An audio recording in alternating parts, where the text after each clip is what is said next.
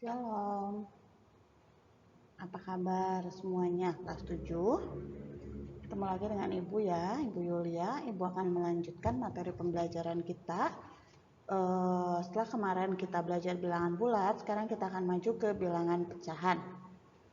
Ya, tujuan pembelajarannya adalah setelah mengikuti pembelajaran jarak jauh, peserta didik dapat memahami arti pecahan dan memahami pecahan senilai, lalu membandingkan dua pecahan, lalu memahami pecahan campuran, dan memahami pecahan negatif. Di sini rada banyak, tapi kita akan bahas satu persatu. Ya, yang berikutnya arti pecahan. Kita perhatikan anak-anak, bilangan 1/2 dan 1/4 ini disebut sebagai pecahan. Ya, pecahan 1 itu sebagai pembilang. Ini bukan materi baru ya. Ini waktu di SD kamu pernah bahas, pernah dipelajari. 1 itu sebagai pembilang, 2 itu sebagai penyebut. Yang di atas sebagai pembilang, yang di bawah sebagai penyebut. Ya, jadi 1/2, 1/4, 3/4, misalnya 2/5 itu disebut pecahan murni, yaitu pecahan yang nilai pembilangnya kurang dari penyebutnya. Oke, pecahan murni itu pecahan yang nilai pembilangnya kurang dari penyebutnya. Oke, bisa dipahami ya, ini hanya mereview aja, mengulang saja.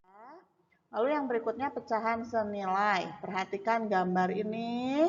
Terus ada 1/2 ini nih. Karena satu lingkaran dibagi 2 bagian, satu bagiannya diarsir berarti 1/2. Satu lingkaran dibagi 4 bagian, 2 bagiannya diarsir 2/4. Satu lingkaran dibagi 8 bagian, terus 4 bagiannya diarsir berarti 4/8 gitu ya. Karena luas yang diarsir pada masing-masing gambar di atas adalah sama, maka pecahan 1/2, 2/4, dan 4/8 itu bernilai sama. Dan disebut sebagai pecahan-pecahan senilai. Jadi 1/2, 2/4, dan 4/8 itu bernilai sama, jadi kita sebut sebagai pecahan-pecahan yang senilai. Oke, ya. Lanjut. Untuk mengetahui hubungan yang terdapat pada pecahan-pecahan yang senilai, perhatikan uraian berikut. Nih, kita akan membuat 1/2 itu senilainya dengan berapa aja sih? Gitu ya. Kita lihat 1/2 itu berarti sama dengan, kita kalau mau dikalikan 2 gitu ya, berarti 1 kali 2 berapa? 2. Jika pembilangnya kita kalikan 2, penyebut pun dikalikan dengan 2. Berarti 2 kali 2 jadi 4. Oke, kita isi bagian yang kosongnya yuk. 1/2, 1 dikali berapa? Jadi 8. 1 dikali, 8. Lalu 2 dikali berapa? Jadi 16. 2 dikali 8. Jadi dikalikan dengan bilangan yang sama, pembilang dan penyebut gitu. Begitu pula kalau kita mau sederhanakan dari 4/8, ini kan belum sederhana, kita akan sederhanakan. Jadi gimana? 4/8, 4 dibagi 4, jadi 1. Lalu 8 dibagi 4, jika pembilangnya dibagi 4, penyebutnya pun kita bagi dengan 4, jadi 8 bagi 4, 2. Paham ya? Coba 7/14. 7/14, ya kalau 7 dibagi berapa jadi 1? Ya, 7 bagi 7. Lalu 14 dibagi berapa jadi 2? Dibagi 7 juga. Ingat ya, kalau pembilangnya bagi 7, penyebutnya juga dibagi 7. Bisa dipahami sampai sini ya, itu pecahan senilai. Ini juga hanya mengulang, mereview waktu zaman kalian SD. Ya, oke. Untuk menentukan pecahan-pecahan yang senilai dengan A per B, di mana B tidak sama dengan 0, digunakan sifat berikut. Bisa kita kalikan, berarti A per B, A kali M per B kali M. Atau kalau disederhanakan berarti A bagi N per B bagi M. Jadi kalau penyebut Pembilang dikali M, penyebut pun dikali M. Pembilang dibagi N, penyebut pun dibagi N gitu ya. Dengan catatan M dan N-nya tidak sama dengan 0. Oke. Lanjut, pecahan A per B dengan B tidak sama dengan 0 dapat disederhanakan dengan cara membagi dengan FPB dari A dan B. A per B, A dibagi FPB dari A dan B. FPB juga di SD sudah dipelajari. Faktor persekutuan terbesar. B dibagi FPB dari A dan B. Dengan B-nya tidak sama dengan 0. Itu pecahan senilai ya. Oke, untuk lebih jelasnya kita lihat contohnya. Tentukan dua pecahan yang senilai dengan 3/14. Coba. Kalian bebas mau mencarinya 3/14 ini akan senilai dengan kali berapa. Misalnya, kan 2 ya. Yang ke satunya misalnya Ibu cari 3/14. Ibu akan cari jadi 3 yang sederhana dulu aja kali 2. Berarti kalau pembilangnya dikali 2, penyebutnya juga dikali 2. 14 kali 2. Jadi 3 kali 2 ya 6/14 kali 2 28 gitu. Itu kan baru satu. Yang keduanya misalnya terserah kalian mau kali berapa, kali 3, kali 4, kali 6, kali 10, kali 8, kali 5 gitu ya. Coba kita kali 5 yuk. 3 kali 5 per 14 kali 5. Jadi berapa? 3 kali 5 15. 14 kali 5 70. Begitu. Bisa dipahami ya? Jadi udah 2 gitu kan. Kalau nggak ditentukan harus berapanya gitu. Jadi kalian bebas mau kali 10, mau kali 100. 3/14 itu kalau pembilang kali 100, penyebut kali 100 itu akan senilai. Ya, nomor 2, tentukan bentuk yang paling sederhana dari pecahan 24/56. Nah, 24/56 kita akan sederhanakan dengan cara yang tadi Ibu bilang, membagi dengan FPB dari 24 dan 56. FPB dari 24 dan 56-nya adalah 8. Jadi 24 dibagi 8 per 56 dibagi 8 gitu. 24 dibagi 8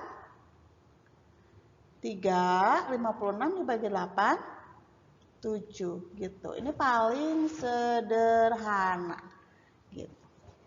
Bisa dipahami ya pecahan senilai. Oke. Ibu lanjutkan. Sekarang gimana kalau kita mau membandingkan dua buah pecahan?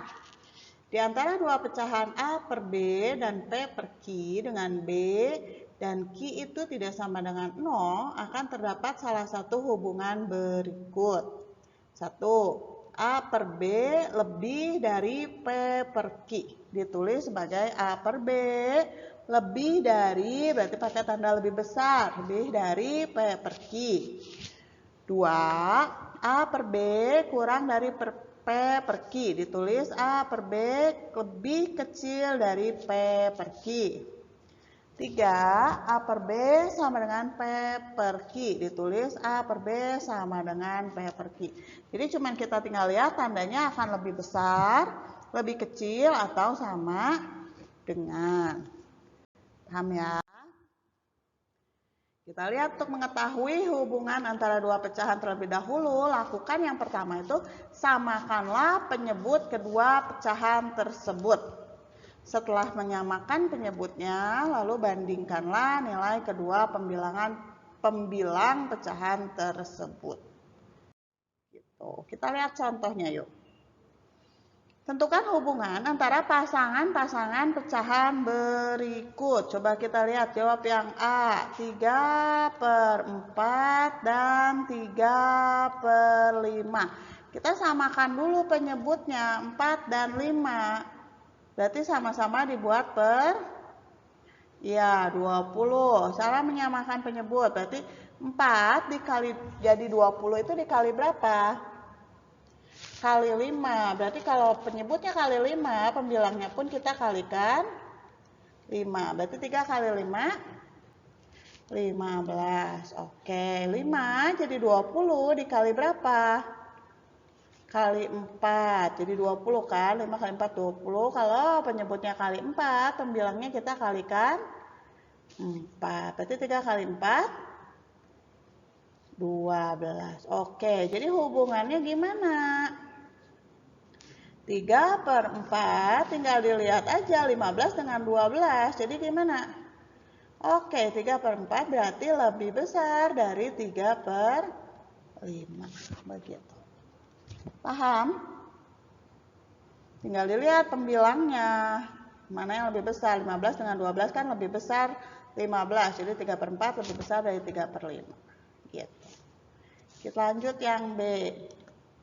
2/3 dan 3/4. 2/3. Coba. Akan disamakan penyebutnya 2/3 dan 3/4. Sama-sama jadi buat 12.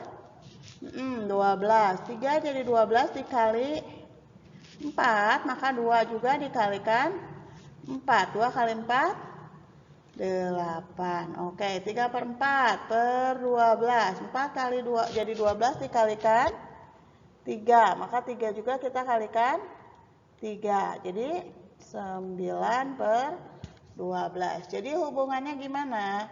2/3 lebih kecil dari 3/4 gitu. Bisa dimengerti sampai sini anak-anak? Bisa ya? Ibu lanjut ya. Ibu lanjut ke pecahan campuran. Pecahan campuran juga bukan hal baru. Pecahan-pecahan yang nilai pembilangnya lebih besar dari penyebutnya seperti 7/3, 13/5, dan 8/7 dapat diubah menjadi bilangan yang terdiri dari bilangan bulat dan pecahan yang disebut pecahan campuran. Nah, kayak gini. Pecahan campuran C A per B. Jadi ada bilangan bulatnya, ada pembilangnya, ada penyebutnya. A-nya pembilang, B-nya penyebut, C-nya bilangan bulat. Ini juga bukan hal baru, di SD juga kamu sudah belajar. Ya. Oke, pecahan campuran C A per B dengan B tidak sama dengan 0 dapat dinyatakan sebagai bentuk pecahan biasa, yaitu caranya kamu kalikan dulu C kali B, bilangan bulatnya dikali penyebutnya, hasilnya ditambahkan dengan pembilangnya. Jadi C kali B ditambah A bagi per B, per penyebutnya. Penyebutnya nggak berubah. Gitu ya.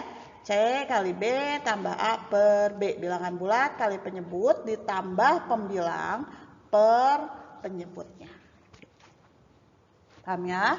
Ini juga bukan baru. Kita lihat nih. Contoh, nyatakan bilangan 24/5 sebagai pecahan campuran. Gimana coba? 24/5. Iya, 24/5. 24 dibagi 5 berapa? 4. Bilangan bulatnya berarti 4. Sisanya berapa? 4. Jadi 4/5. Begitu. Paham? Oke. Lanjut. Nyatakan bilangan 5 2/3 sebagai pecahan biasa. Nah, ini kita akan ubah menjadi pecahan biasa. 5 2/3. Tadi kan 5 kita kalikan 3 dulu. Jadi 15. Hasilnya ditambah 2. 15 tambah 2 17. 17 per penyebutnya tetap 3. 17/3. Bisa dimengerti, ini juga nggak susah ya. Di SD kalian sudah belajar.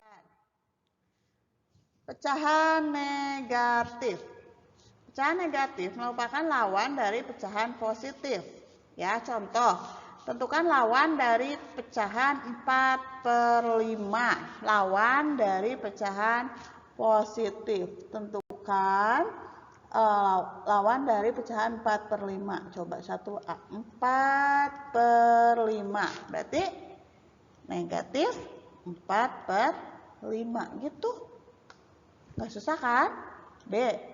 2/1/4. 2/1/4. Berarti lawannya berarti negatif 2/1/4. Tentukan lawan dari negatif 3/2/7. Lawannya, iya 3/2/7. Begitu. Paham? Nggak susah ya? Oke, kita lihat lagi. Tentukan hubungan pecahan negatif 3/4 dengan negatif 5/7. Ini juga sama. Negatif 3/4 dengan negatif 5/7. Ini juga kita samakan dulu penyebutnya. Negatif 3/4. Cuman ini karena ada tanda negatif. Negatif 3/4 dengan negatif 5/7. Sama-sama akan dibuat per berapa? Oke, per 20. Per 28. 4. Jadi 28 dikali berapa? Kali 7. Berarti 3 pun kita kalikan 7. 3 kali 7. Jadi 21. Terus kalau 7 jadi 28 dikali berapa? 4. Berarti 5 pun kita kalikan 4. Jadi negatif 20. Jadi gimana hubungannya? Negatif 21 dengan negatif 20. Berarti mana lebih kecil? Negatif 3/4. Negatif 21 dengan negatif 20 lebih kecil yang negatif 21. Berarti negatif 3/4 lebih kecil dari negatif 5/7. Begitu. Bisa dipahami? Bisa ya? Catatan pentingnya nih. Bentuk-bentuk pecahan banyak digunakan dalam matematika, ilmu-ilmu lain maupun dalam kehidupan sehari-hari. Contoh ya, 2/5 dari penduduk suatu kota adalah laki-laki. Jika banyak penduduk kota tersebut 8 juta jiwa, tentukan banyak penduduk laki-laki. Nah, gitu kan? Bentuknya dalam kehidupan sehari-hari seperti ini. Jadi kita lihat aja, jadi kamu tulisnya gini, banyak penduduk laki-laki gitu kan, banyak penduduk laki-laki sama dengan 2/5 dari penduduk seluruhnya, berarti 2/5 dikali penduduk seluruhnya 8 juta jiwa, kamu tulis 8 juta, kalau juta nolnya berapa? Iya, 6. 2/5 kali 8 juta jiwa. Jadi ada berapa? Kita sederhanakan aja. Ini coret 1, ini coret 80-nya 16. 2 kali 16, 32. Hitung nolnya sisa berapa? 1, 2, 3, 4, 5. Tulis 1, 2, 3, 4, 5. Jadi ada berapa? 3.200.000 jiwa. Jadi banyak penduduk laki-laki ada 3.200.000 jiwa. 200.000 jiwa. Begitu. Ya. Bisa dipahami nggak sampai sini? Ini kan sebenarnya mereview pelajaran SD, mengingatkan kembali. Ya. Oke. Silahkan dipelajari videonya. Pelajari video pembelajarannya sampai pastikan kamu memahaminya. Kalian semua memahaminya. Lalu setelah itu silakan coba kerjakan latihan 8-nya ya. Selamat belajar. God bless you. Bye.